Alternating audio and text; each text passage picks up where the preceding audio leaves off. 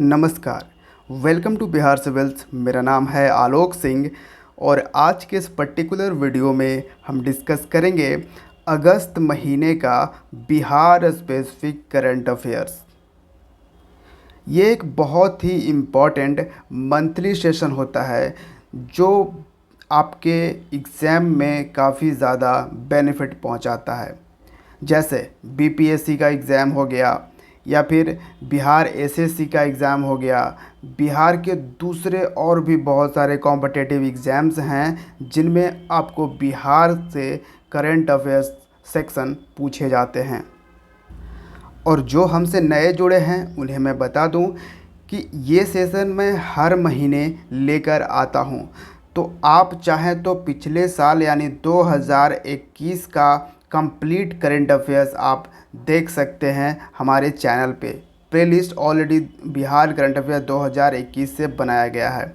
आप अब तक 2022 में अब तक जितने भी करंट अफेयर्स के वीडियो हैं वो सब आपको अवेलेबल मिलेंगे चैनल पे। हर महीने के आपको करंट अफेयर्स यहाँ पे मिल जाएंगे बिहार स्पेसिफिक। ठीक है, वो सब आप देख सकते हैं साथ में। अब आप पूछोगे पीडीएफ के बारे में, तो पीडीएफ मैं बता दूं आपको हर लेक्चर का पीडीएफ हमारे टेलीग्राम चैनल पे मिल जाता है और टेलीग्राम चैनल का लिंक आपको डिस्क्रिप्शन बॉक्स में दिया गया है, या फिर आप बिहार सिविल्स के नाम से टेलीग्राम पे सर्च भी करके ज्वाइन कर सकते हो। तो उसको ज्वाइन रखना है, आपको पीडीएफ वहाँ पे मिलता रहता है। तो पहले के जितने भी पीडीएफ हैं वो दे दिया गया है, आप वहाँ से जाकर ढूंढ सकते हो उसमें। तो मैं सेशन शुरू करता हूँ, आप इत्मीनान से बैठकर देखते रहिए। Chief minister Nitish Kumar has launched a book from PSC to super speciality orthopaedic hospital. ये एक किताब का नाम है, from PSC to super speciality orthopaedic hospital.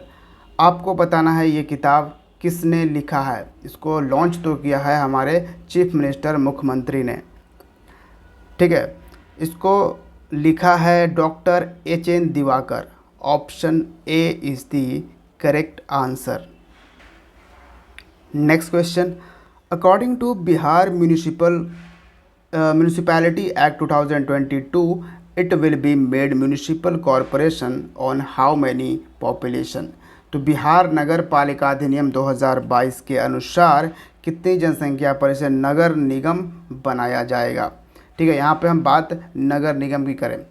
वैसे मैं बता दूँ बिहार म्यूनिसिपैलिटी एक्ट 2022 है, इसके तहत जो बातें करी गई है कि on the basis of population, जनसंख्या के आधार पे हम या तो कोई हिली रेंज हो, ठीक है, हिली रीजन्स हो कोई, या फिर पिलग्रिमेज साइट हो,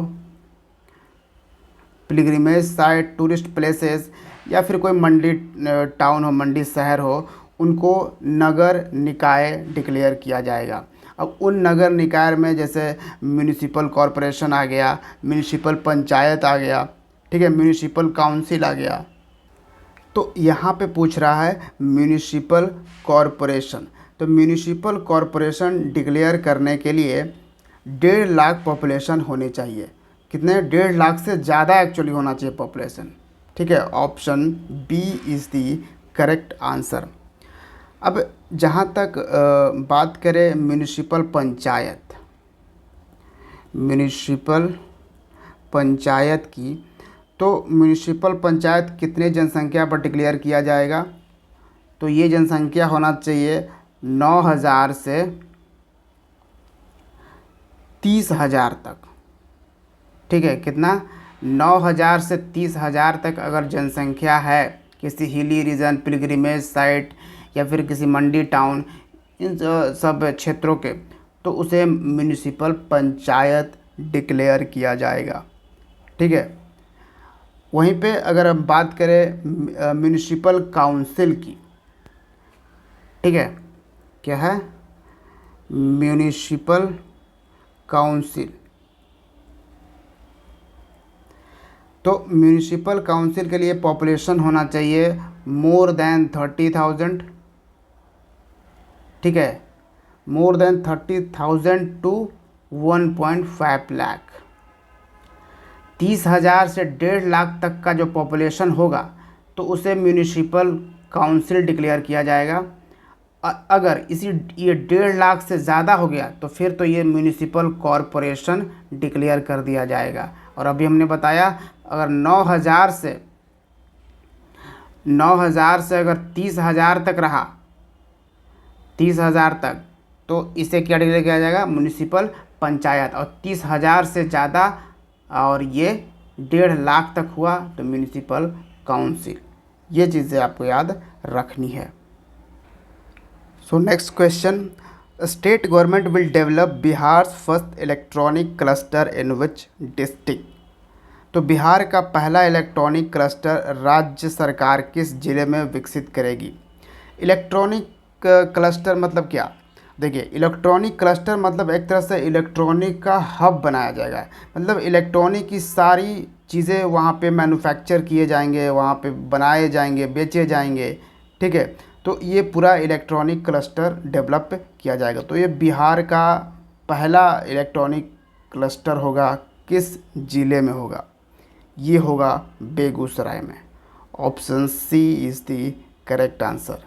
बेगूसराय वही डिस्ट्रिक्ट है जहाँ पर आपको बिहार का एकमात्र रामसर साइट मिलेगा, एकमात्र रामसर साइट। क्या नाम है उसका, कबरतल लेक, ठीक है, या फिर कांवर लेक भी हम इसको बोलते हैं, कांवर झील भी इसको हम बोलते हैं। Who has retain this 2 books, प्रतिरूप तुम्हारा एंड दिल की दहलीज के उस पार।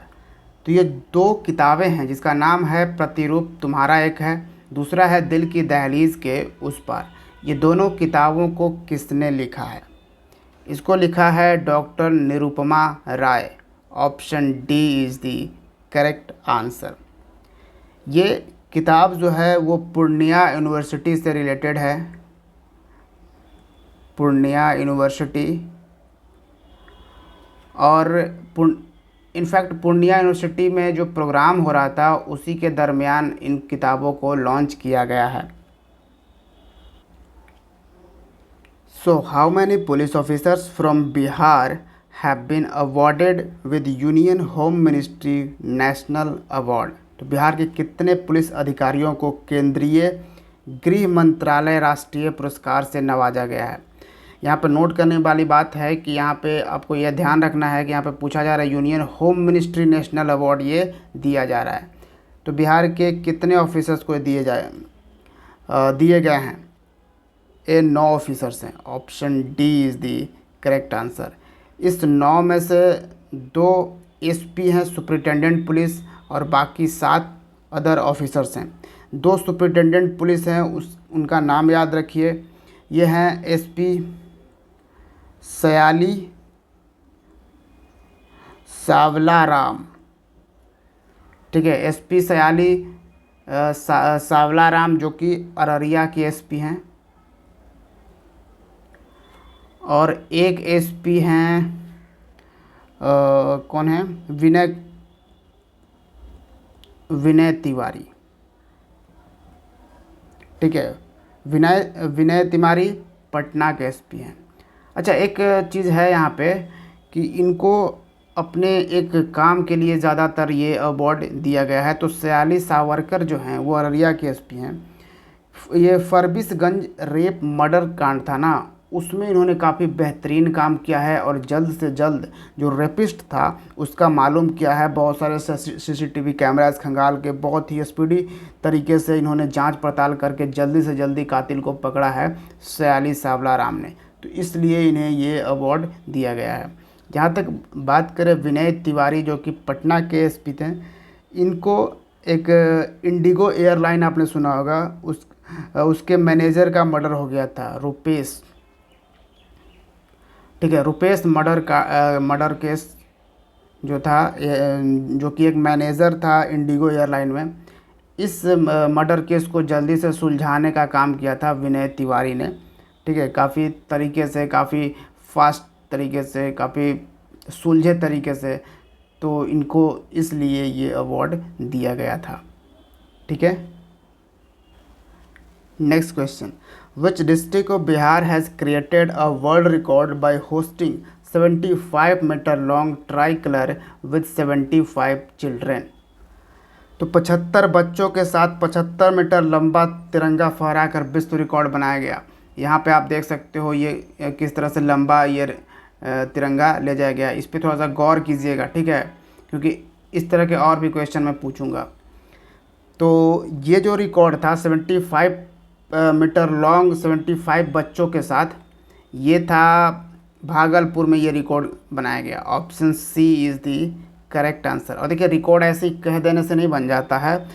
बेसिकली जो Guinness book of world record जो होता है उसकी टीम आती है, ठीक है, प्रॉपर तरीके से उसकी निगरानी करती है, शुरू से लेकर अंत तक वो टीम रहती है, तब वो जाकर वो रिकॉर्ड को माना जाता है कि वो रिकॉर्ड बन गया है, उसके लिए सर्टिफिकेट भी दिया जाता है। यूँ ही कहना नहीं होता है। तो ये चीज़ें आपको थोड़ा सा इसका इम्पोर्टेंस याद रखना है। तो नेक्स्ट क्वेश्चन पे आइए। Nitish Kumar has taken how many times of oath as the chief minister of Bihar.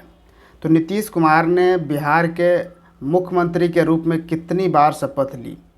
तो इस बार यानी 2022 में इन्होंने जो शपथ ली है ये इनका 8वां बार था, 8 times. Option B is the correct answer.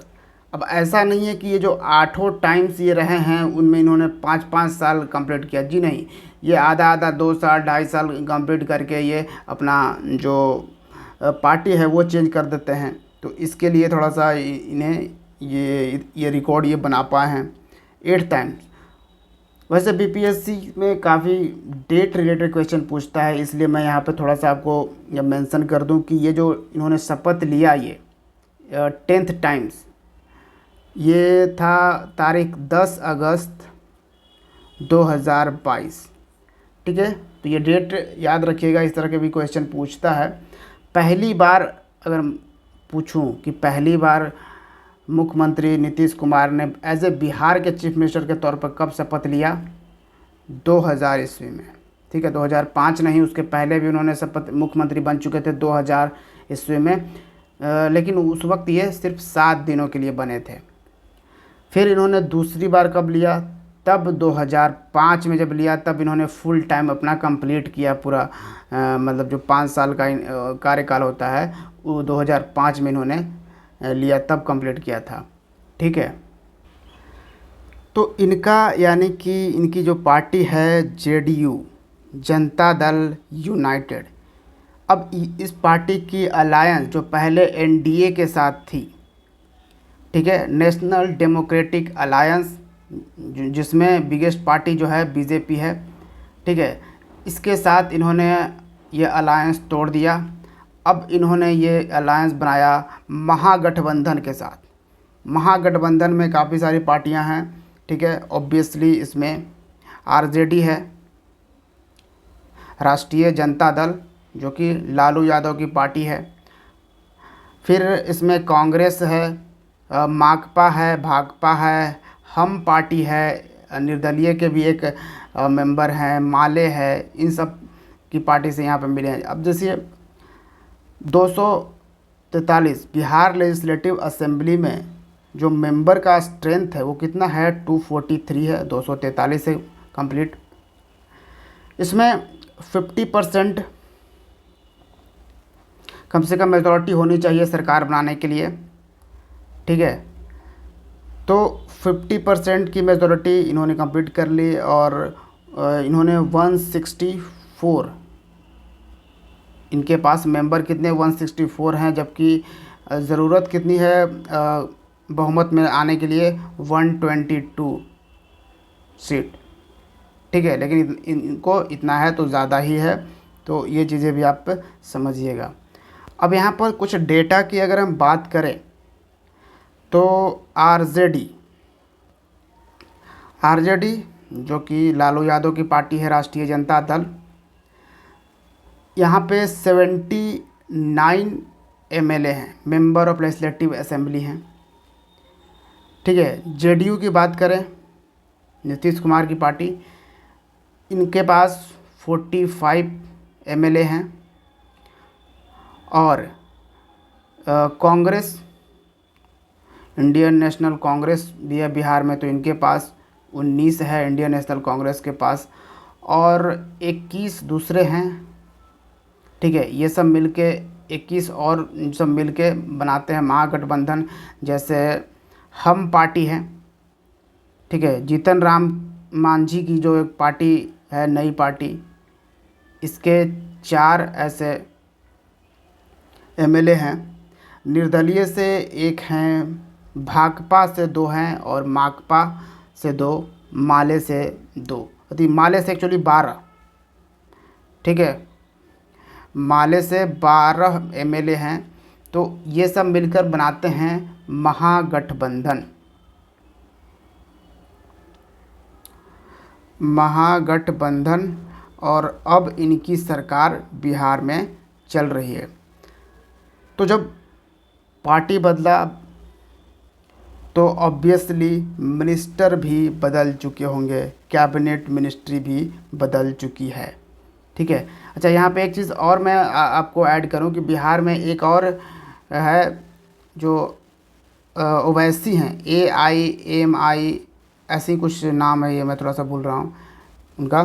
तो उनके पास भी एक सीट है MLA का, तो ये भी याद रखिएगा। तो बिहार में नई मंत्रालय बनी। नए मंत्रालय में यहाँ पे 33 मिनिस्टर हैं, including chief minister of Bihar Nitish Kumar.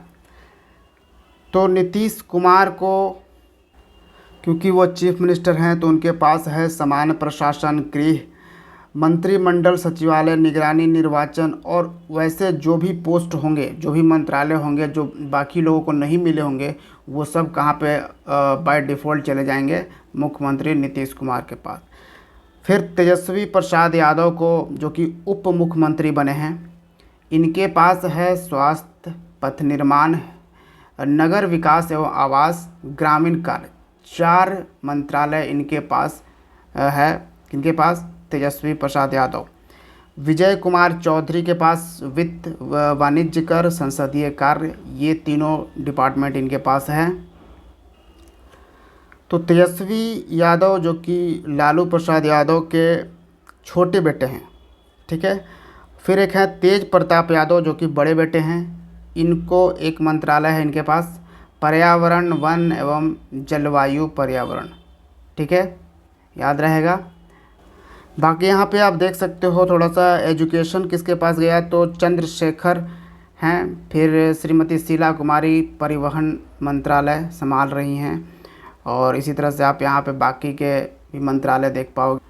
यहाँ पे भी मंत्रालय आप देख सकते हो, जितेंद्र कुमार राय कला संस्कृति एवं युवा मंत्रालय, ठीक है। ये हमने 1-2 बता दिए हैं आपको, ताकि आपको याद रखना इम्पोर्टेंट हो जाए। बाकी सारे आपको PDF में मिल जाएंगे। Next question, when did 7 freedom fighters get veer gati while hoisting tricolour on Bihar secretariat? तो बिहार सचिवालय पर तिरंगा फहराते हुए 7 स्वतंत्रता सेनानियों को वीर गति कब मिली? तो देखिए, वीर गति को प्राप्त हुए थे ये 7 स्वतंत्रता सेनानी जो कि थे, यानी कि इन्होंने बिहार के सेक्रेटेरिएट पर या फिर पटना सेक्रेटेरिएट के हैं, वहाँ पे झंडा फहरा रहे थे। और 1942 का ये वक्त था जब क्विट इंडिया मूवमेंट पूरे देश में चालू हो गया था, ठीक है। क्विट इंडिया मूवमेंट, अंग्रेज़ों भारत छोड़ो, अंग्रेज़ों भारत छोड़ो आंदोलन ये शुरू हो चुका था।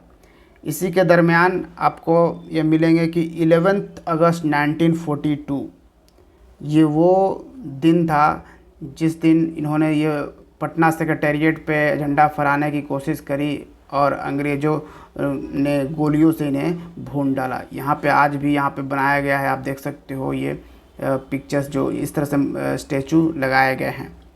Option A is the correct answer. वैसे मैं बता दूं, इन सभी का, इन जो सातों वीर थे, ये सातों फ्रीडम फाइटर जो थे, इनके नाम मैं एक बार मैं बता देता हूँ, ठीक है। इनका नाम था उमाकांत प्रसाद, रामानंद सिंह, सतीश, और सभी यूथ ही थे, ठीक है, सभी यूथ थे। सतीश प्रसाद झा, जगपति कुमार, देवी प्रसाद चौधरी,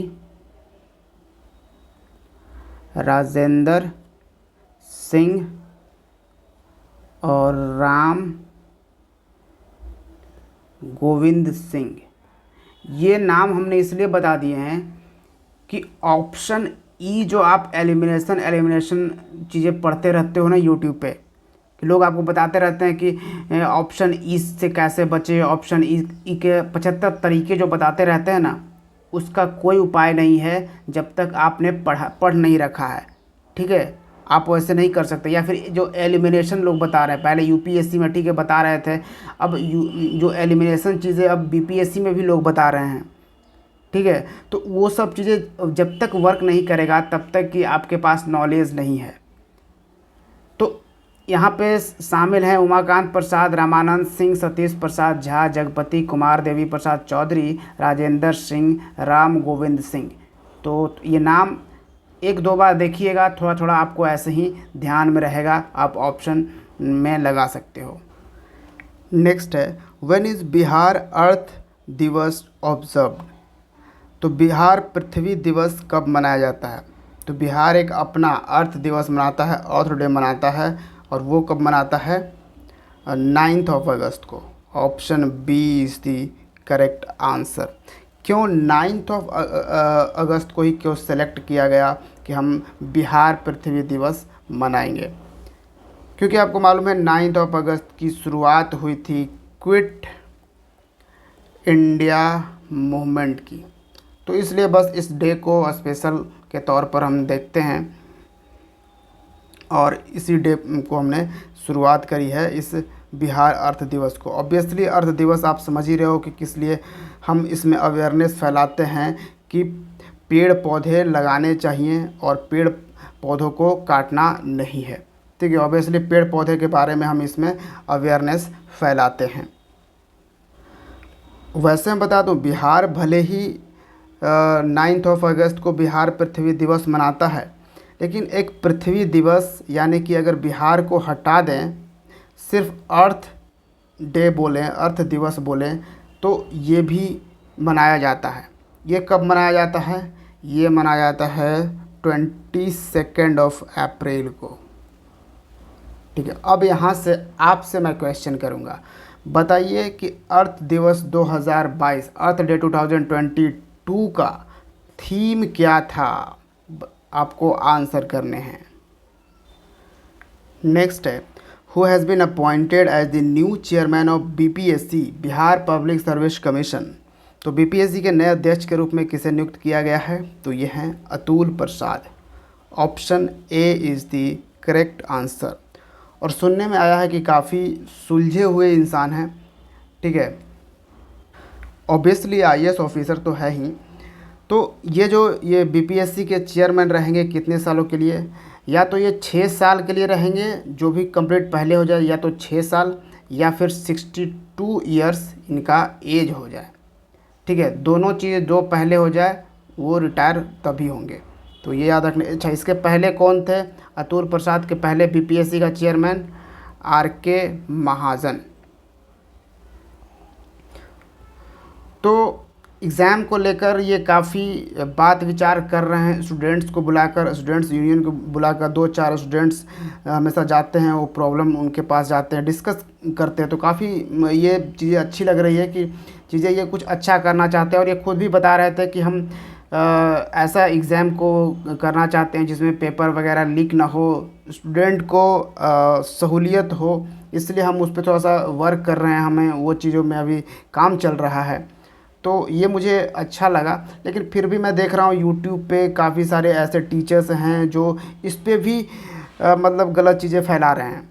अब जब चेयरमैन जो आर.के. महाजन थे, ये कभी भी वैसा कुछ खास तरीके से बात नहीं करते थे, या इसके पहले जो चेयरमैन थे, तो यूट्यूब पे सब टीचर बोलते थे कि ये तो सुनते नहीं है, ये सुनता नहीं है बीपीएससी, सुनता नहीं है बीपीएससी। अब जब ये बैठ के सबसे बात कर रहे हैं तो फिर भी अब प्रॉब्लम हो रही है कि सब स्टूडेंट से क्यों बात कर रहे हैं। अरे भाई, ये जब सभी स्टूडेंट से बात करेंगे, बात विचार करके एक कंक्लूज़न निकाला जाएगा, तभी तो कुछ अच्छे से आगे चलेगा। अगर ऐसा कर रहा है कोई तो हमें अप्रिशिएट करनी चाहिए और ये साथ देना चाहिए, सपोर्ट करना चाहिए ऐसे टाइम में। पर मैं बहुत सारे ऐसे यूट्यूबर को देख रहा हूँ, वो और उल्टा ही बता रहे हैं। तो इसमें थोड़ा सा आप लोग अपने माइंड से चलिए, आप अपना दिमाग को यूज़ कीजिए और देखिए कि क्या बेहतर हो रहा है, क्या सही में अगर ये सही करना चाह रहे हैं कोई चीज़ें, वो आपको खुद समझ में आए। जिस तरह से ये स्टूडेंट से बात कर रहे हैं डेली वाइज में, तो उस तरह से हमें ये तो अच्छा लग रहा है। लेकिन बाकी देखते हैं बाद में होता क्या है। So Bihar's only government homeopathic college named RBTS is located in which of the following? तो ये है RBTS, ये नाम का एक जो कॉलेज है, ये एकमात्र सरकारी होम्योपैथिक कॉलेज है। क्या? एकमात्र सरकारी होम्योपैथिक कॉलेज है बिहार का। और ये कहाँ पे है लोकेटेड? ये है आपका मुजफ्फरपुर में। Option C is the correct answer. और ये न्यूज़ में क्यों था? क्योंकि इस कॉलेज को रीडेवलप करने के लिए 200 करोड़ रुपए अलॉट किए गए हैं। नेक्स्ट क्वेश्चन है, the political party JDU has received the status of state party in which state recently? हाल ही में किस राज्य में राजनीतिक दल जदयू को राज्य दल का दर्जा प्राप्त हुआ है? एक होता है स्टेट पार्टी, एक होता है नेशनल पार्टी। ठीक है, तो ये पार्टी के डिक्लेरेशन में, यानी इलेक्शन कमीशन ऑफ इंडिया इसको ये स्टेट पार्टी है या फिर नेशनल पार्टी है, इसको डिक्लेयर करने के लिए एक ख़ास तरह से अपना एक कोई है कि इतने पॉपुलेशन पे इतना वो जीतेगा, इतने सीट जीत लिए या फिर इतने उन्होंने कुछ किया, तो उनको ये यानी कि ये स्टेटस प्रोवाइड किया जाता है। ठीक है, तो इसी तरह से जेडीयू ने हाल ही में ये स्टेटस पाया है किस राज्य में? मणिपुर में। Option D is the correct answer. Manipur में 2022 का लेजिस्लेटिव असेंबली का इलेक्शन हुआ। ठीक है, इसमें बिहार का जो ये बिहार से यानी कि उभरा ये जो पार्टी जनता दल यू, जो कि नीतीश कुमार की पार्टी है, मणिपुर में ये 6 सीट जीता इस बार के मणिपुर के लेजिस्लेटिव असेंबली इलेक्शन में। ठीक है, इसके बाद इलेक्शन कमीशन ऑफ इंडिया ने इसको डिक्लेयर किया, मणिपुर का भी ये स्टेट पार्टी हो गया है। इसके पहले मैं अगर आपको बताऊं तो 2019 में अरुणाचल प्रदेश में भी जेडीयू को स्टेट पार्टी का दर्जा दिया जा चुका है। ठीक है, और बिहार में तो ये स्टेट पार्टी है कब से? 2005 से। ठीक है, क्योंकि 2005 में ही इनको मेजॉरिटी मिली थी जेडीयू को, जिससे नीतीश कुमार मुख्यमंत्री बने थे। तो 2005 से ही बिहार में ये स्टेट पार्टी का दर्जा प्राप्त कर चुके हैं। फिर यहाँ पे मणिपुर में भी प्राप्त कर लिया। अरुणाचल प्रदेश 2019 में ही प्राप्त कर लिया था स्टेट पार्टी का दर्जा। ठीक, अब एक स्टेट में और अगर जेडीयू स्टेट पार्टी का स्टेटस प्राप्त कर लेती है, एक स्टेट और, यानी 4 स्टेट में अगर आप इंडिया में स्टेट पार्टी का दर्जा प्राप्त कर लेते हो, तो फिर आपको election commission of India national party declare करेगा। ठीक है, क्या आपको डिक्लेयर हो जाएगा? आपका नेशनल पार्टी ऑफ इंडिया ये डिक्लेयर किया जाएगा। तो 3 राज्य में इनके हो चुके हैं। अब एक राज्य और अगर कहीं स्टेट पार्टी का दर्जा मिल जाता है तो फिर ये नेशनल पार्टी हो जाएगा जेडीयू। ठीक है, तब तक ये अभी तक स्टेट पार्टी ही है। तो ये चीज़ें आपको याद रखनी है। और जेडीयू का सिंबल तो आपको मालूम होगा, ये है एरो। नेक्स्ट क्वेश्चन है, the Buddhist monastery of 11th-12th century have been found during excavation of Red Hills in? 11वीं 12वीं शताब्दी के बौद्ध मठ रेड हिल्स की खुदाई के दौरान मिले हैं। बेसिकली आपसे पूछा जा रहा है कि रेड हिल्स कहाँ पे है, ठीक है। तो इसी को खुदाई के टाइम में आपको ये बुद्धिस्ट मोनेस्ट्री मिला है, जो कि कहा जा रहा है कि ये 11th-12th सेंचुरी की है, 11वीं 12वीं शताब्दी की है। तो ये रेड हिल्स आपको मिलेगा लखीसराय डिस्ट्रिक्ट में, ठीक है। बिहार का एक डिस्ट्रिक्ट है Lakhisarai. Option B is the correct answer. यहाँ क्वेश्चन एक बहुत ही सिंपल आपसे पूछूंगा कि बताइए लखीसराय जो डिस्ट्रिक्ट है बिहार के नॉर्थ साइड में है या फिर साउथ साइड में। जो गंगा नदी नॉर्थ और साउथ में डिवाइड कर देती है ना बिहार को, तो बताइए गंगा नदी के उस पार है या गंगा नदी के इसी पार है लखीसराय जो ज़िला है। तो लखीसराय से जो पिक्चर निकल के आ रहे हैं ये देखिए, ये वो मोनेस्ट्री हैं। और दो पिक्चर्स देखिए, ये है। Next question, who is from Bihar has own the silver medal in Commonwealth games 2022। तो कॉमनवेल्थ गेम्स 2022 जो कि कहाँ पे ऑर्गेनाइज़ किया गया, बर्मिंघम में, ठीक है। इस खेल में वही लोग शामिल होते हैं, वही देश, वही कंट्री इस खेल में कॉमनवेल्थ गेम्स में शामिल होते हैं जो कभी ना कभी एक वक्त में कॉलोनी थे इंग्लैंड की, ठीक है। अंग्रेज़ों के कभी न कभी गुलाम रहे हैं, वही लोग इसमें शामिल होते हैं कॉमनवेल्थ गेम्स में, ठीक है। ये चीज़ें आप बेसिक समझ गए। कॉमनवेल्थ गेम्स में बर्मिंघम में ऑर्गेनाइज़ किया गया, जहाँ पे बिहार से किसी ने सिल्वर मेडल जीता, लेकिन ये हमारे लाइन में नहीं आया, ठीक। एकमात्र ये पर्सन जो कि कॉमनवेल्थ गेम्स में सिल्वर मेडल लेकर आया, जो वो भी जॉइंटली था, ठीक है। यहाँ पे आप देख सकते हो टीम ऑफ 4 मेंस, ठीक है। और ये कौन सा खेल था, लॉन बाउल, ठीक है, लॉन बाउल। ये कौन हैं बिहार से, ये हैं Chandan Kumar Singh. Option B is the correct answer. देखिए 4 में एक थे सुनील बहादुर, ठीक है। इस लॉन बाउल जो खेल है इसमें 4 मेंबर्स होते हैं। तो एक थे सुनील बहादुर जो कि लीड थे, ठीक है, ये लीड कर रहे थे। फिर नवनीत सिंह जो कि सेकंड लीड थे, और चंदन सिंह जो जिनके बारे में हमने अभी बताया आपको, चंदन कुमार सिंह जो कि बिहार से थे। तो चंदन कुमार सिंह थर्ड लीड में थे, और एक चौथा दिनेश कुमार, ये स्कीपर थे, ठीक है, ये स्कीपर। तो ये 4 लोगों का ये खेल होता है। और इसमें हमने यानी जो मेंस टीम की बात करी जाए, पुरुषों की टीम की बात करी जाए, तो भारत ने सिल्वर मेडल जीता है, ठीक है। ये चीज़ें एक याद रखिएगा। जहाँ तक बात करें लॉन बाउल्स की, देखिए यहाँ पे विमेंस टीम ने गोल्ड जीता है। जी हाँ, इसी खेल में विमेंस टीम ने गोल्ड जीता है, ये भी आपको याद रखना है। और ये हिस्ट्री क्रिएट हुआ है क्योंकि ये पहली बार लॉन बाउल्स में विमेंस टीम भारत की ये गोल्ड लेकर आई है कॉमनवेल्थ गेम्स में। तो ये अपने आप में एक इम्पॉर्टेंट सवाल हो जाता है।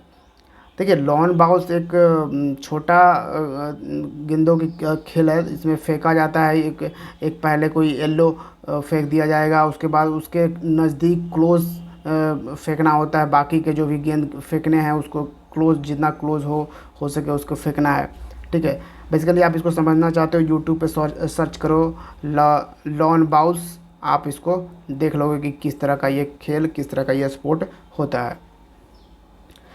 देखिए बिहार में स्पोर्ट्स के लिए, गेम्स के लिए पोटेंशियल बहुत ही ज़्यादा है, लेकिन यहाँ पे सभी लोग सिर्फ गवर्नमेंट जॉब पे लगे हुए हैं। क्यों लगे हुए हैं? इसमें भी हमारी कोई पर्सनली चीज़ें नहीं है, क्योंकि हमारी मेंटलिटी, पहली बात हमारी सोसाइटी यहाँ पे उस तरह से वर्क नहीं कर रही है, हमारा इन्वायरमेंट उस तरह से क्रिएट नहीं किया जा रहा है।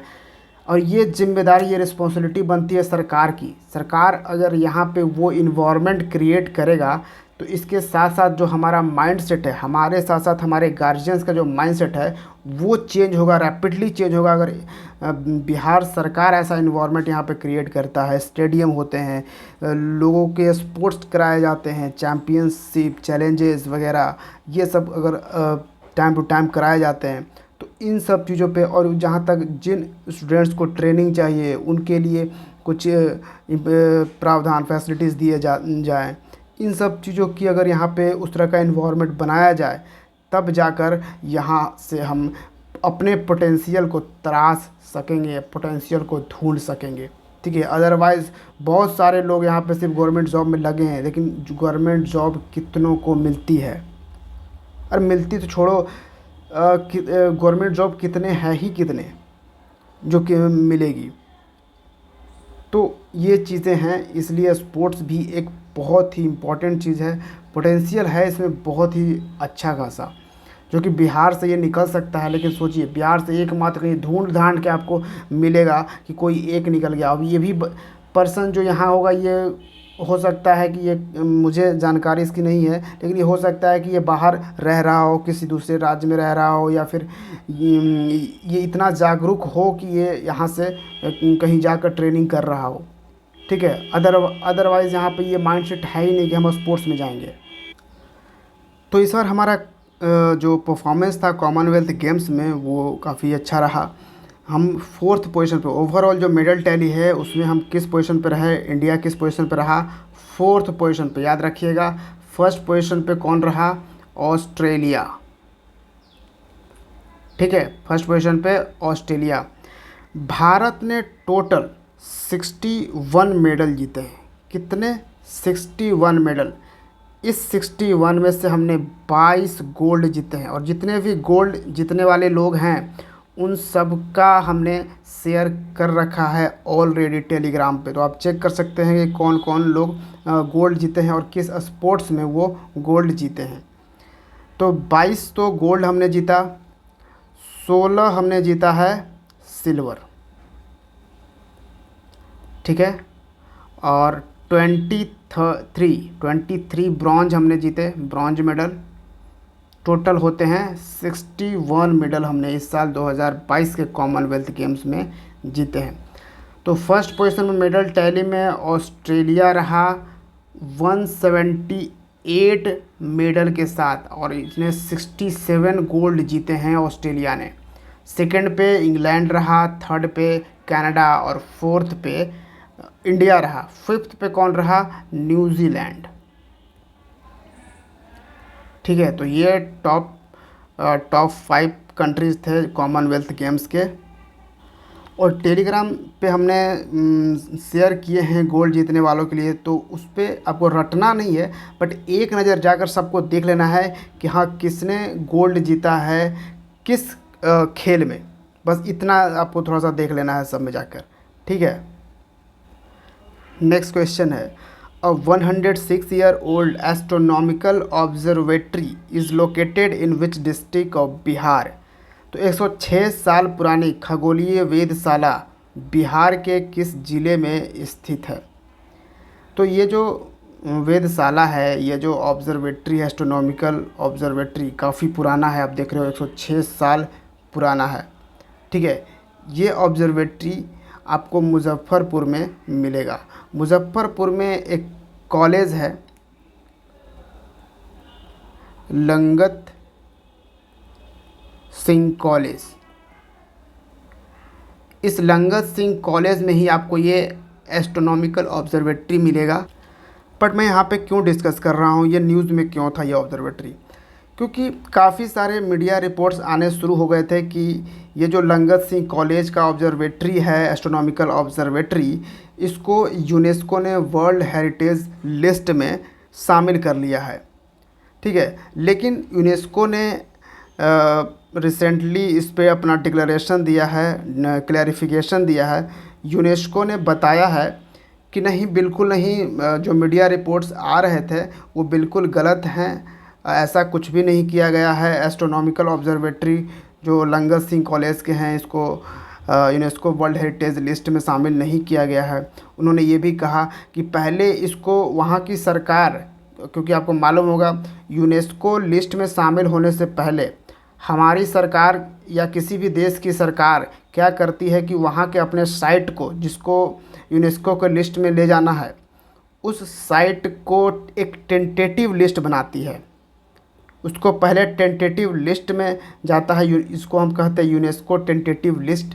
और इस लिस्ट में देखने के बाद यूनेस्को फिर डिसाइड करता है कि इसको यूनेस्को में शामिल किया जाना चाहिए या नहीं। अभी भी आप देखोगे भारत में बहुत सारे, कई हज़ार यूनेस्को लिस्ट आपको शामिल मिलेंगे, टेंटेटिव लिस्ट में शामिल हैं, जो कि अभी तक यूनेस्को के वर्ल्ड हेरिटेज लिस्ट में शामिल नहीं हुए हैं।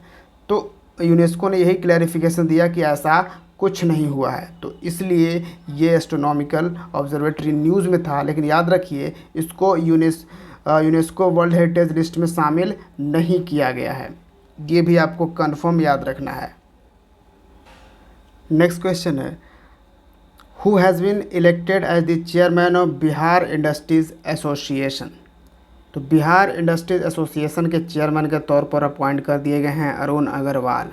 Option C is the correct answer. अगला सवाल, how many police officers from Bihar have been awarded on 15 August 2022। तो 15 अगस्त 2022 को बिहार के कितने पुलिस अधिकारियों को सम्मानित किया गया है।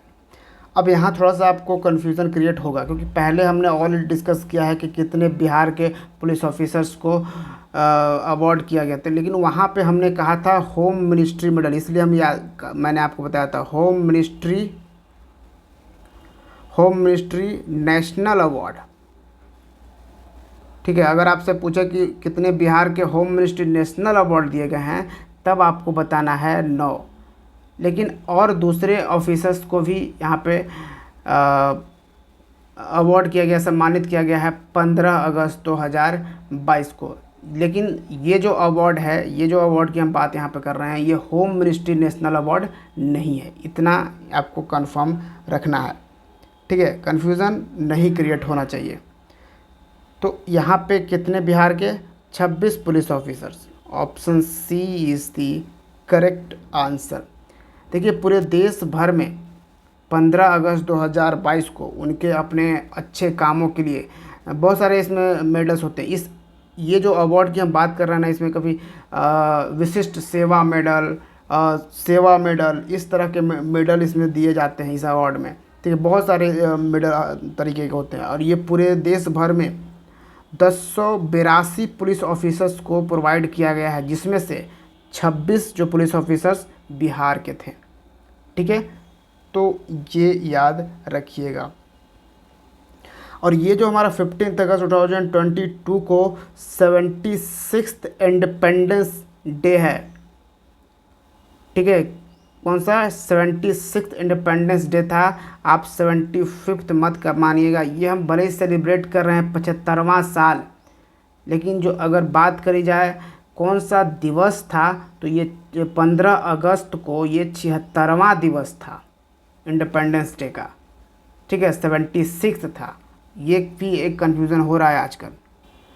अब अगला सवाल देखिए, बिल्कुल इस तरह से हम पहले भी हमने एक सवाल किया, अब कन्फ्यूजन थोड़ा सा आपको क्रिएट होगा। A world record has been created by making 75 metre map of India through human chain. मानव श्रृंखला के माध्यम से भारत का 75 मीटर नक्शा बनाकर विश्व रिकॉर्ड बनाया गया। तो आप यहाँ पर डिफरेंस समझ रहे हो पहले वाले क्वेश्चन में और इसमें। पहले वाले क्वेश्चन में था कि 75 मीटर लंबा, हमने पिक्चर भी दिखाया था कि ऐसे करके ये लंबा इस तरह से था, ये लंबा 75 मीटर लंबा और 75 इसमें बच्चे इसमें मिले हुए थे। ठीक है, तो इसको रिकॉर्ड किसने बनाया था, किस ज़िले ने, भागलपुर में। ठीक है, इस तरह के बहुत सारे हालांकि रिकॉर्ड बनाए गए हैं पूरे भारत भर में। तो ये हमने वो बताया। यहाँ पे बताया जा रहा है कि 75 मीटर, यानी कि भारत का जो मैप है होता है, भारत का जो नक्शा, यहाँ पे आप ये देख सकते हो, ये जो भारत का ये मैप जो बनाया गया है, ये किसके थ्रू, तो ह्यूमन चैन के थ्रू इसमें लोग खड़े हैं, बिल्कुल भारत के नक्शे के आकार में बिल्कुल खड़े हैं लोग। इसमें वर्ल्ड रिकॉर्ड बनाया गया, किसने बनाया? बक्सर ने बनाया। Option B is the correct answer. अब क्योंकि देश का 75वां साल हम मना रहे, हम आज़ादी के अमृत महोत्सव मना रहे हैं, ठीक है, आज़ादी के अमृत महोत्सव, और ये 2023 तक आज़ादी के अमृत महोत्सव हम मनाएंगे। 75 सप्ताह तक का ये महोत्सव हम मना रहे हैं, ठीक है। इस पे हमने एक छोटा सा वीडियो भी लेकर आया था, उसको आपने नहीं देखा तो ज़रूर देखिए, ठीक है, जिसमें हमने वो बताया था बिहार में जो भी प्रिजनर हैं, जो भी कैदी हैं, उनको छोड़ा जाएगा इस मौके पे। तो उसमें हमने काफ़ी डिटेल में आज़ादी के अमृत महोत्सव को डिस्कस किया, तो वो भी देखा करिए। जो मैं लाता हूँ टॉपिक वाइज वीडियो। तो यहाँ पे देखिए, जैसे गुजरात का अहमदाबाद शहर है, ठीक है, उस वहाँ पे एक रिकॉर्ड बनाया गया 1551 फीट लंबे तिरंगे को 1551 फीट लंबे तिरंगे को 1551 छात्रों ने, स्टूडेंट ने मिलकर इसको रैली पूरा निकाला, यात्रा निकाला, ठीक है। तो ये एक रिकॉर्ड बनाया एक किसने? गुजरात का अहमदाबाद शहर। फिर इसी तरह का एक रिकॉर्ड बनाया है चंडीगढ़ ने, ठीक है, चंडीगढ़ ने रिकॉर्ड बनाया। तो देश में काफ़ी सारे झंडे को लेकर, क्योंकि हम आज़ादी का अमृत महोत्सव मना रहे हैं, इसमें रिकॉर्ड बनाया गया। तो चंडीगढ़ ने क्या रिकॉर्ड बनाया?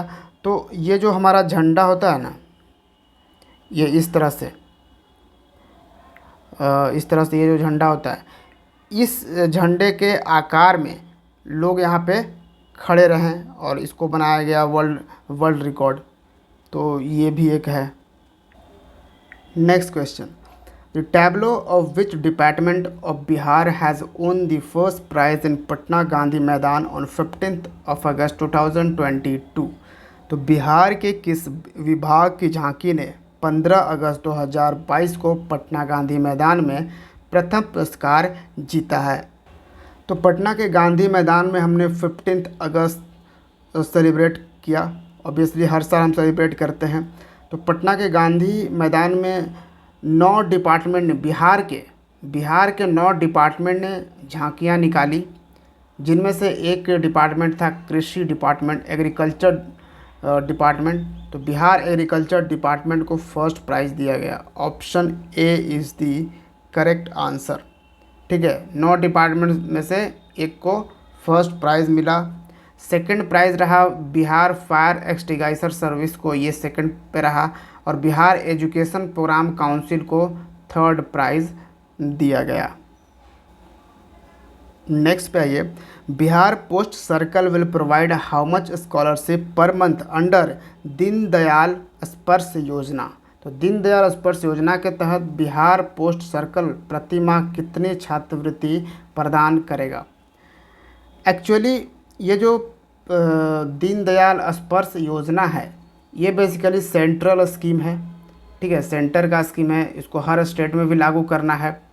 तो अब बिहार पोस्ट सर्कल भी इसको लागू कर दिया है। बिहार पोस्ट सर्कल भी यहाँ पे किया, बिहार का जो पोस्ट है उसने भी लागू कर दिया है, ठीक है। तो इस स्पर्श योजना के तहत कितने स्कॉलरशिप दिए जाएंगे पर मंथ?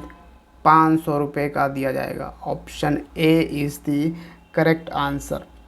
इस योजना के तहत जो स्कॉलरशिप मिलेंगे वो 6th to 10th क्लास के स्टूडेंट होंगे, ठीक है। बेसिकली उनको फिलाटेली के बारे में भी यहाँ पे अवगत कराया जाएगा, फिलाटेली के बारे में भी वो जान सकेंगे इसके तहत।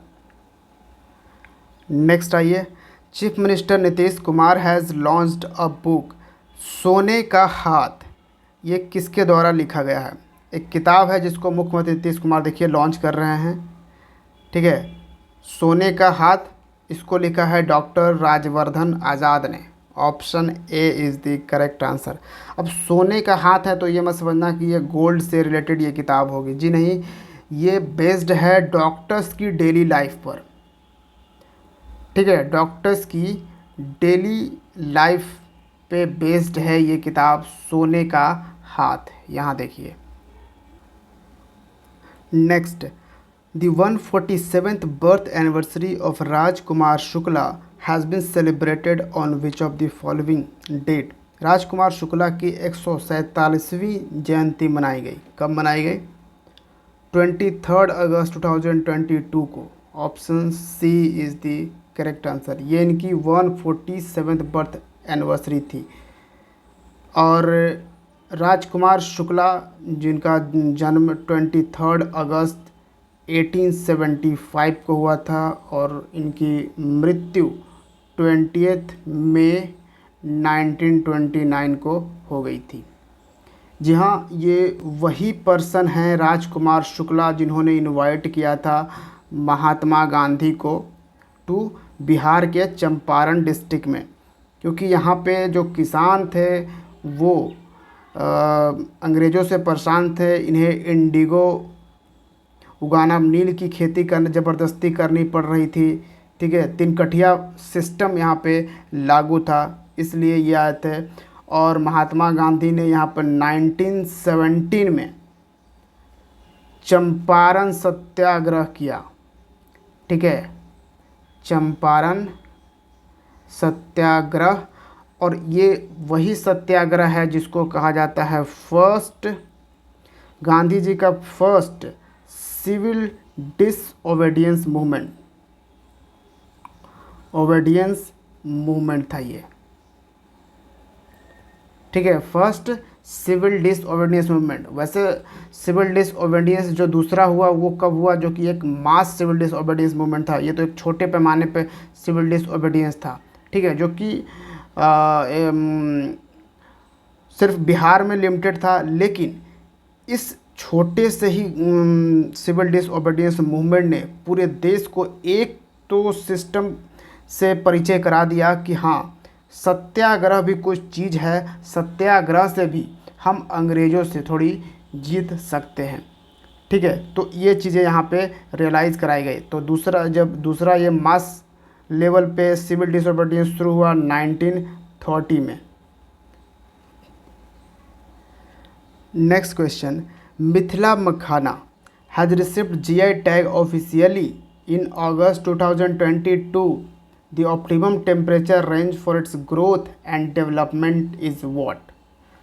तो देखिए, मिथिला मखाना पे हमने आज से करीबन 7-8 महीने पहले ही वीडियो बनाया था, जब सेंट्रल गवर्नमेंट ने इसको एक्सेप्ट किया था। ठीक है, हम बिहार मखाना को एज मिथिला मखाना ही जीआई टैग प्रोवाइड करेंगे, इसको एक्सेप्टेंस दी गई थी, लेकिन ऑफिशियल नहीं हुआ था उस चीज़ें। लेकिन अब ये चीज़ ऑफिशियल हुई 2022 के अगस्त महीने में।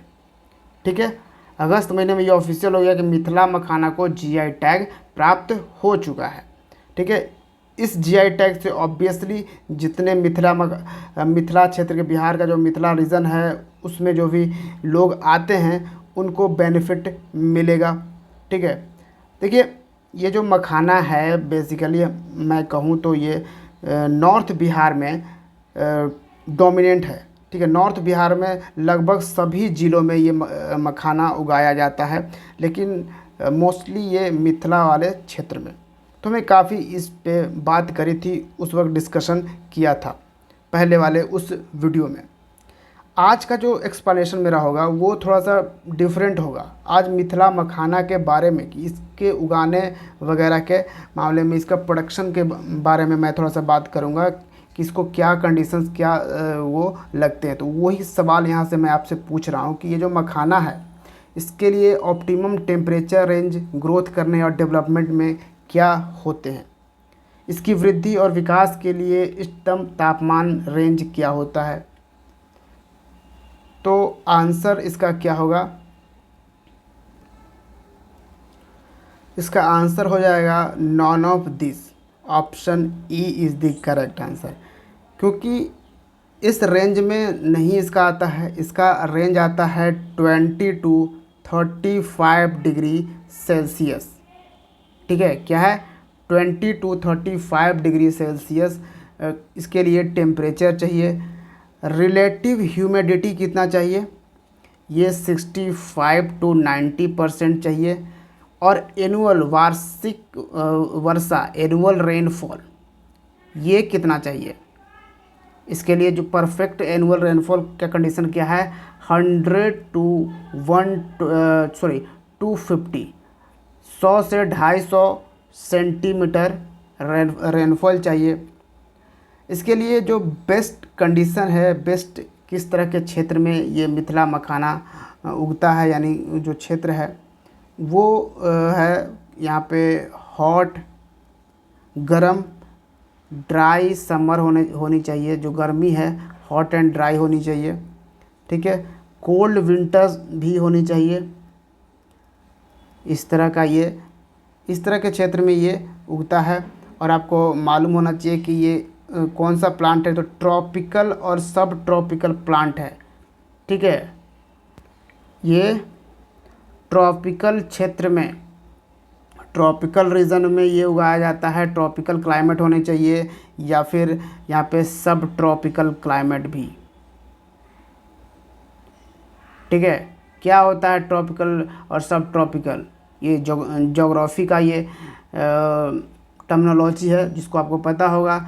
ये जो होता है ये 0 डिग्री, ठीक है। ये मान लो अर्थ हो गया, तो ये 0 डिग्री इक्वेटर है और इसके 30 डिग्री नॉर्थ और 30 डिग्री साउथ तक का जो भी क्षेत्र है वो ट्रॉपिकल रीजन के अंडर आता है, ठीक है। और फिर उसके ये जो बीच वाला क्षेत्र आएगा, ये वाला क्षेत्र आ जाएगा सब ट्रॉपिकल, ठीक है। दोनों तो नॉर्थ हो या साउथ हो, इस तरह से, ठीक है।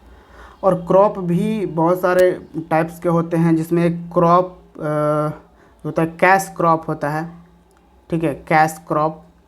तो कैश क्रॉप की कैटेगरी में मिथिला ये मखाना आता है। मखाना कैश क्रॉप में रहता है, ठीक है। काफ़ी इसको लोग भूंज के भी खाते हैं, बहुत ही अच्छा लगता है। भूनने वाला तो बहुत ही शानदार लगता है। फिर इसका सुना है खीर भी बनाते हैं इसके, ठीक है, खीर भी बनाया जाता है। तो ये इस तरह का कुछ सर्टिफिकेट जीआई टैग में मिलता है, मैं ये दिखा रहा हूँ। वैसे मैं बता दूँ, इस तरह का ज्योग्राफिकल इंडिकेशन के लिए, मतलब कि अगर एग्ज़ाम में आता है तो कोई इस तरह का सवाल नहीं आएगा, लेकिन एक कॉमन एक जनरल नॉलेज के लिए मैं आपको दिखा दे रहा हूँ कि किस तरह का सर्टिफिकेट दिया जाता है जीआई टैग के लिए। तो इस तरह का ये सर्टिफिकेट दिया गया है, ठीक है। ये है मखाना। तो आपने उस वाले वीडियो को, पहले वाले हमारा मिथिला मखाना का जो वीडियो हमने बनाया था, एक पर्टिकुलर वीडियो भी बनाया था, उसको आपने देखा होगा, या आज का जो आप देख रहे हो इसमें एक्सप्लेनेशन बिल्कुल डिफरेंट आपको दिखा होगा, ठीक है। तो दोनों ही देखिए, क्योंकि दोनों में ही नॉलेज है, दोनों में ही ज्ञान है, दोनों में ही आप जान पाओगे अच्छे से। और हाँ, अब तक आप अगर वीडियो को देख रहे हो, इट मीन्स कि आपको लेक्चर पसंद आ रहे हैं, तो वीडियो को लाइक कर दीजिए और अपने दोस्तों के साथ इसको शेयर कर दीजिए। और अब तक चैनल सब्सक्राइब नहीं किया है बिहार सिविल्स को, तो उसको भी सब्सक्राइब कर लीजिए। तो चलिए आगे बढ़ते हैं। नेक्स्ट सवाल है हमारा, who will be awarded with Sahitya academy award 2022 for Urdu poetry collection हौसलों की उड़ान। तो उर्दू कविता संग्रह है जिसका नाम है हौसलों की उड़ान। इसके लिए साहित्य अकादमी पुरस्कार 2022 से किसे सम्मानित किया जाएगा? ऑब्वियसली ये चिल्ड्रन लिटरेचर के लिए, बाल साहित्य के लिए ये सम्मानित किया जा रहा है। तो ये किया जाएगा डॉक्टर जफ़र कमाली को। Option D is the correct answer. Doctor Zafar कमाली, आपको मालूम होना चाहिए, ये बिलोंग करते हैं बिहार के सिवान ज़िले से, ठीक है। तो इन्हों ये दिया जा रहा है। ओरिजिनल नाम जो है, वैसे ये इनका देखिए, जो भी ऑथर होते हैं, जो भी लेखक होते हैं, उनका एक लिखने के टाइम का एक नाम होता है, यानी कि जो उसी नाम से वो लिखते हैं अपना कोई कुछ भी अपना लिटरेचर। और उनका जो ओरिजिनल नाम है इनका, वो है जफरुल्लाह, ये है इनका ओरिजिनल नाम। Next, who has been elected as the 12th permanent chairman of Bihar legislative council. Bihar Vidhan Parishad के 12वें अस्थायी अध्यक्ष के रूप में किसे चुना गया है? यहाँ पे गौर करने वाली बात है कि हम बिहार लेजिस्लेटिव काउंसिल की बात कर रहे हैं, परिषद की बात कर रहे हैं। आपको पता होगा कि बाई कैमरल एग्जिस्ट करता है। देश के 7 ऐसे राज्य हैं जहाँ पे लेजिस्लेटिव असेंबली और लेजिस्लेटिव काउंसिल दोनों ही एग्जिस्ट करता है। उनमें से एक बिहार भी है। तो बिहार के लेजिस्लेटिव काउंसिल के जो परमानेंट चेयरमैन अपॉइंट किए गए हैं, जो कि 12वें परमानेंट चेयरमैन होंगे, और ये कौन है? Devesh Chandra Thakur. Option C is the correct answer. ये बिलोंग करते हैं जेडीयू से, जनता दल यूनाइटेड पार्टी से ये बिलोंग करते हैं। तो answer C is the correct answer. अच्छा, और डेप्यूटी चेयरमैन कौन अपॉइंट किए गए हैं बिहार लेजिस्लेटिव काउंसिल के? रामचंद्र पूर्वे, ये हैं डेप्यूटी चेयरमैन, जो कि आरजेडी पार्टी से बिलोंग करते हैं, राष्ट्रीय जनता दल। नेक्स्ट क्वेश्चन है, who has become the new speaker of Bihar legislative assembly. इसे बिहार लेजिस्लेटिव काउंसिल में चेयरमैन बोला जाता है, उसी तरह से बिहार लेजिस्लेटिव असेंबली में चेयरमैन नहीं बोल के स्पीकर बोला जाता है। ठीक है, तो स्पीकर कौन है बिहार लेजिस्लेटिव असेंबली के? अभी प्रेजेंट में किन्हें अपॉइंट किया गया है? अवध बिहारी चौधरी को। Option D is the correct answer. इसके पहले कौन थे? विजय कुमार सिन्हा। याद रखिएगा कौन थे? विजय कुमार सिन्हा थे। एक विजय कुमार चौधरी हैं जो कि अभी भी मंत्रालय है उनका, उनको न्यू मंत्रालय में भी उन्हें शामिल किया गया है। ठीक है, तो ये याद रखिएगा, एक विजय कुमार सिन्हा है, विजय कुमार चौधरी। तो विजय कुमार सिन्हा जो कि स्पीकर थे बिहार लेजिस्लेटिव असेंबली के, जिन्होंने रिज़ाइन दे दिया है, अब बन गए हैं अवध बिहारी चौधरी। अवध बिहारी चौधरी भी आरजेडी पार्टी से बिलोंग करते हैं, राष्ट्रीय Janata Dal. Next question, which city of Bihar has received outlook traveller award 2022 for the best spiritual destination. तो बिहार के किस शहर को सर्वश्रेष्ठ आध्यात्मिक गंतव्य के लिए आउटलुक ट्रैवलर अवार्ड 2022 प्राप्त हुआ है? तो बिहार का एक ज़िला है गया। ठीक है, गया में ही आपको एक शहर मिलेगा बोध गया, जहाँ पर बुद्ध भगवान की स्टैचू है, मंदिर है, और ऑब्वियसली बोध गया एक स्पिरिचुअल लैंड के तौर पर जाना जाता है। देश विदेश से भी लोग यहाँ पे जो बुद्धिज़्म जो फॉलो करते हैं बुद्धिज़्म को, वो लोग यहाँ पे आते हैं। जैसे म्यांमार हो गया, श्रीलंका हो गया, नेपाल हो गया, कहीं ये सब जगह पे जहाँ भी बुद्धिज़्म को फॉलो करने वाले लोग हैं, वो सब बोध गया को विज़िट करने ज़रूर आते हैं। ठीक है, तो गया में है बोध गया। Option D is the correct answer. इसको दिया गया है outlook travel award 2022 for the best spiritual destination. ये अवार्ड देखिए दिल्ली में दिया जा रहा है। कौन दे रहे हैं? जी किशन रेड्डी। ठीक है, जो यूनियन मिनिस्टर हैं। और इन्हें ये किन्हें दे रहे हैं? तो बिहार टूरिज़्म डिपार्टमेंट है, उनके प्रिंसिपल सेक्रेटरी, प्रधान सचिव हैं बिहार के टूरिज़्म डिपार्टमेंट के, संतोष कुमार मल्ल। संतोष कुमार मल्ल को यहाँ पे दिया जा रहा है। Next question, BP Mandal was which chief minister of Bihar. तो रिसेंटली यानी कि 25 अगस्त को बीपी मंडल यानी कि बिंदेश्वरी प्रसाद मंडल को उनकी जो बर्थ एनिवर्सरी थी, यहाँ पे आप देख सकते हो, उस पर मुख्यमंत्री ने माला चढ़ाया है, मालार्पण किया है। ठीक है, तो ये न्यूज़ में थे। तो बताइए कि बीपी मंडल बिहार के चीफ मिनिस्टर भी रहे हैं। जी हाँ, बीपी मंडल बिहार के चीफ मिनिस्टर भी रहे हैं। बताइए कौन से नंबर के चीफ मिनिस्टर थे? ये थे 7th chief minister. Option C is the correct answer. और देखिए ये 1968 में रहे थे, मात्र 30 दिनों के लिए ये चीफ मिनिस्टर रहे थे। कितने? 30 दिनों के लिए। और इनकी बर्थ एनिवर्सरी होती है, यानी कि इन्होंने जन्म लिया था 25 अगस्त 1918 को और इनकी डेथ हुई थी 13 अप्रैल 1982 को।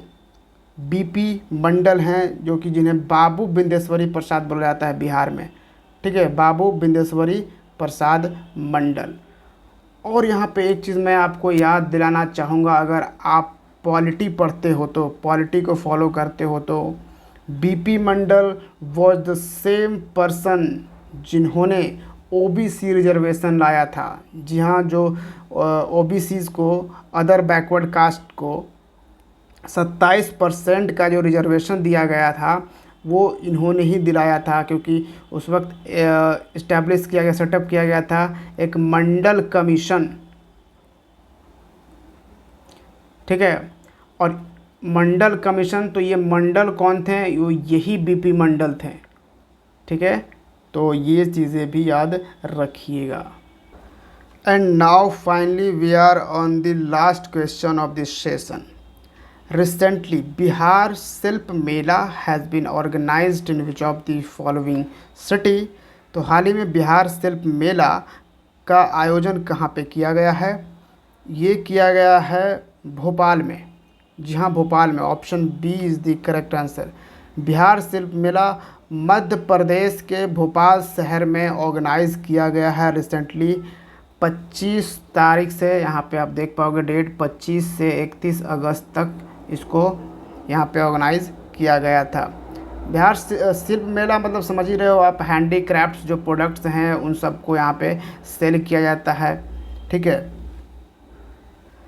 और एक इम्पॉर्टेंट बात मैं ऐड करता चलूँ कि वैसे तो बिहार सिविल्स आपको सभी सोशल मीडिया प्लेटफॉर्म पे अवेलेबल मिलेगा, लेकिन मोस्टली अगर आप मेरे से कनेक्ट रहना चाहते हो तो 2 प्लेटफॉर्म को प्रीफर ज़रूर करना, ठीक है। एक तो यूट्यूब को सब्सक्राइब करके ज़रूर रखना, और दूसरा टेलीग्राम चैनल को भी हमारा ज्वाइन कर लेना, ठीक है। इन दोनों चीज़ों से ही आप हमसे कनेक्टेड रह सकते हो। तो ये था हमारा अगस्त महीने का Bihar current affairs. Thank you for watching Bihar civil. See you in the next video. Jai Hind.